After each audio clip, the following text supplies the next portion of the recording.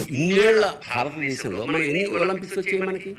ఎందుకు అమెరికాకి అన్ని పథకాలు వస్తాయి? ఇప్పుడు మన ఎడ్యుకేషన్ సిస్టమ్ కి ఫారిన్ ఎడ్యుకేషన్ సిస్టమ్ కి అది ప్రధానమైన తేడా. అది నేను ఈ పాడ్కాస్ట్ ముఖంగా కూడా ప్రభుత్వాన్ని అభ్యర్థన ఏమిటంటే, విదేశీ విద్యలో మీకు చదువుతో పాటు 2 ఆల్టర్నేటివ్స్ చెప్తారు. ఒకటి చదువు, 2 మీకు కళల ఇష్టమా, స్పోర్ట్స్ ఇష్టమా. నీకు కళలు ఇష్టమైతే ఏరుకో, డ్రాయింగ్ చేస్తావా, మ్యూజిక్ చేస్తావా, పోయిటరీ రాస్తావా, become something. Otherwise sports, cricket ఆడతావా, ఫుట్బాల్ ఆడతావా, వాలీబాల్ ఆడతావా, ఈదుతావా, ఇష్టం. మన దాంట్లో కొన్ని కాలేజీలో అది కూడా ఆప్షనల్, ఇష్టం ఉంటుంది కాదు, కంపల్సరీ. అక్కడ మస్ట్ చేయాలి.